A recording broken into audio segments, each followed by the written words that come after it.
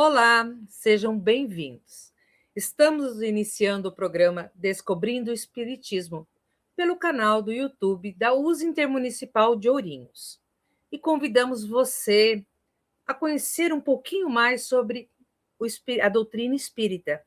O programa tratará dos conteúdos da doutrina espírita, com base nos ensinamentos dos espíritos, no Evangelho de Jesus, seus exemplos e seus ensinos. A USA Intermunicipal de Ourinhos, que é o órgão responsável por este programa, significa órgão da União das Sociedades Espíritas do Estado de São Paulo. E eu, Luciana Strauss, convido Cidinha Casagrande para participar de mais este programa. Cidinha, seja bem-vinda. Obrigada, Luciana. Bom estar aqui de novo. Este programa é a segunda parte do nosso programa sobre o Pentateuco Espírita. Então, acompanhe lá. No primeiro, nós iniciamos sobre esse assunto e agora a Cidinha vai esclarecer mais um pouquinho para nós. Cidinha, o que nos oferece o Evangelho segundo o Espiritismo? Logo na introdução deste livro, o Evangelho, o leitor encontrará as explicações de Kardec sobre o objetivo da obra, o esclarecimento sobre a autoridade da doutrina espírita, a significação de muitas palavras frequentemente empregadas nos textos evangélicos, a fim de facilitar a compreensão do leitor para o verdadeiro sentido de certas máximas do Cristo, que à primeira vista podem parecer estranhas. Então, a terceira obra do Pentateuco kardeciano contém a explicação das máximas morais do Cristo em concordância com o Espiritismo e suas aplicações às diversas circunstâncias da vida. Ele é dividido em 28 capítulos. Além da introdução, o livro examina detalhadamente o ensino moral contido nos evangelhos, que é comentado por Kardec e por diversos instrutores do plano espiritual por meio de comunicações devidamente assinadas.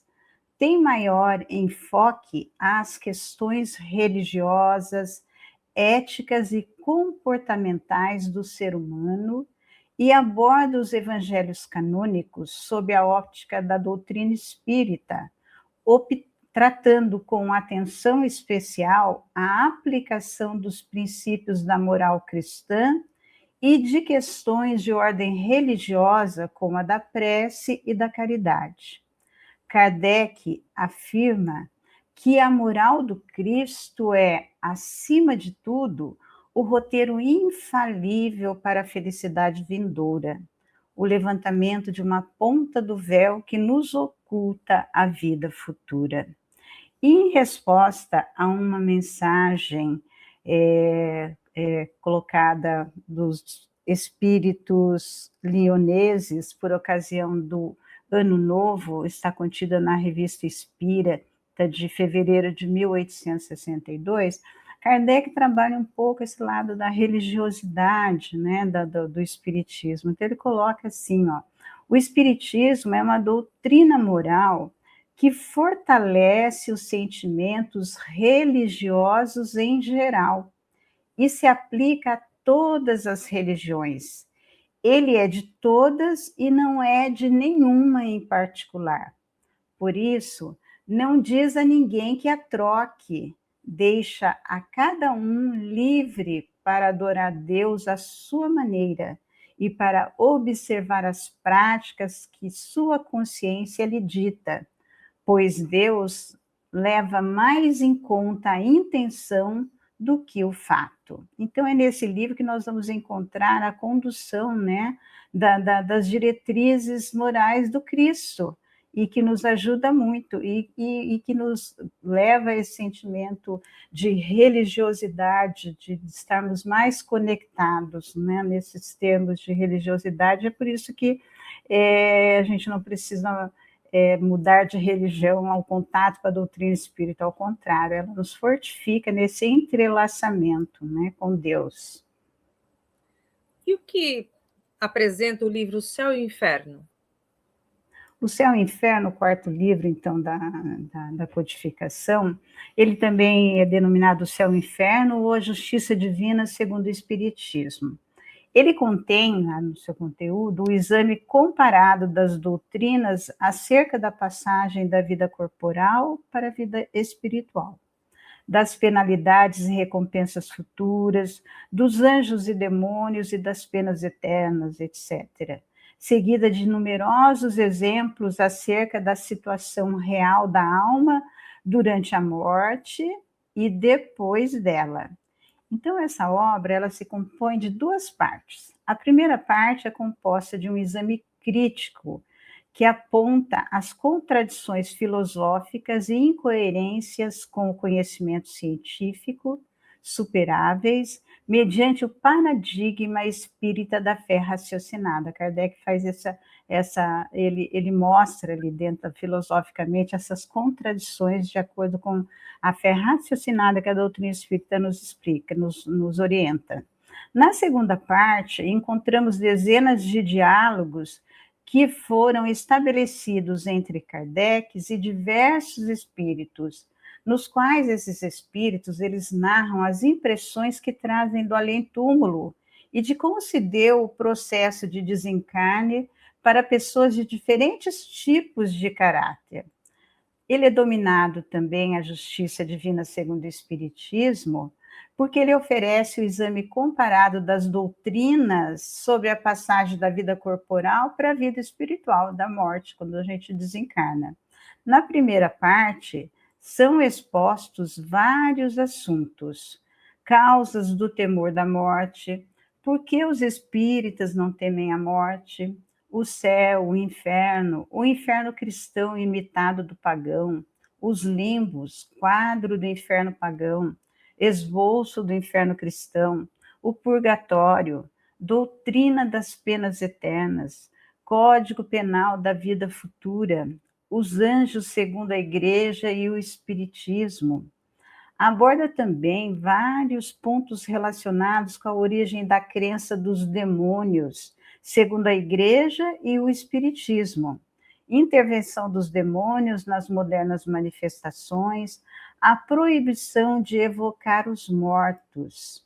A segunda parte deste livro, então, ela é dedicada ao pensamento.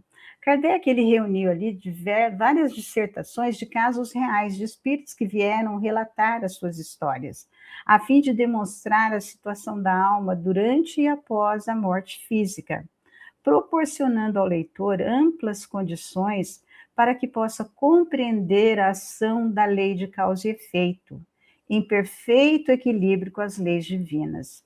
Assim, constam dessa parte narrações de espíritos infelizes, espíritos em condições medianas, sofredores, suicidas, criminosos e espíritos endurecidos. O céu e o inferno coloca ao alcance de todos o conhecimento do mecanismo pelo qual se processa a justiça divina, em concordância com o princípio evangélico, a cada um segundo as suas obras. E o próximo livro, termos curiosidade do que consta, é o livro A Gênese. É o quinto livro, então, né? O quinto e o último do Pentateuco kardeciano. A Gênese, do ponto de vista do Espiritismo, é, segundo o próprio Kardec, mais um passo dado ao terreno das consequências e das aplicações do Espiritismo. Conforme seu título o indica, tem ele por objeto o estudo dos 3 pontos até agora diversamente interpretados e comentados: a Gênese, os milagres e as predições, em suas relações com as novas leis que decorrem da observação dos fenômenos espíritas. Então, a Gênese, os milagres e as predições segundo o Espiritismo é, pois, um complemento das aplicações do Espiritismo de um ponto de vista especial, afirma o codificador, porque ele conseguiu explicar para nós muita coisa. Assim, em seus 18 capítulos, destacam-se os temas: caráter da revelação espírita, existência de Deus, origem do bem e do mal, destruição dos seres vivos uns pelos outros. Refere-se também à uranografia geral, com várias explicações sobre as leis naturais, a criação e a vida no universo, a formação da Terra, o dilúvio bíblico e os cataclismos futuros. Em seguida, ele apresenta interessante estudo sobre a formação primária dos seres vivos, o princípio vital, a geração espontânea, o homem corpóreo e a união do princípio espiritual à matéria. No tocante aos milagres, ele expõe amplo estudo no sentido teológico e na interpretação espírita. A gente compreende bem nesse livro essas explicações que Kardec coloca. Faz vários comentários sobre os fluidos, sua natureza e propriedades, relacionando-se com a formação do perispírito e, ao mesmo tempo, com a causa de alguns fatos tidos como sobrenaturais. Dessa forma, ele dá explicação de vários milagres contidos nos evangelhos, entre eles o cego de Betsaida, os 10 leprosos, o cego de nascença, o paralítico da piscina, Lázaro, Jesus caminhando sobre as águas, a multiplicação dos pães e outros.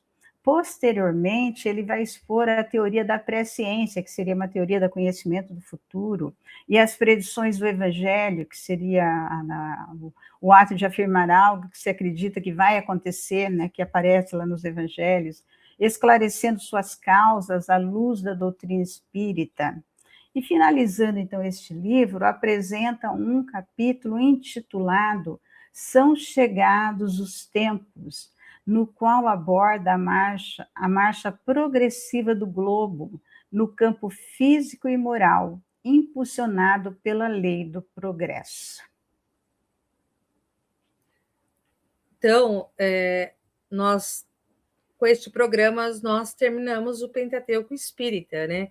A Cidinha expôs para nós o que contém em cada obra a parte principal, a essência dessas 5 obras essenciais para você conhecer a doutrina espírita. Então, você quer conhecer um pouquinho mais da doutrina? Vai lá, leia, acompanhe os programas. Cidinha, mais uma vez, muito obrigada por estar conosco aí, nos esclarecendo. Por nada, Luciana. Sempre é bom estarmos juntas. É este mesmo. Então, com este livro, nós completamos o conjunto das obras básicas da codificação espírita, também denominado Pentateuco Kardeciano. E nos despedimos, desejando que a paz e as bênçãos de Deus estejam em todos os lares, em todos os corações, não somente hoje, mas em todos os momentos. Muito obrigada por estar conosco. Foi um privilégio estar em sua companhia. E se você gostou, curta, compartilhe. E até o próximo programa.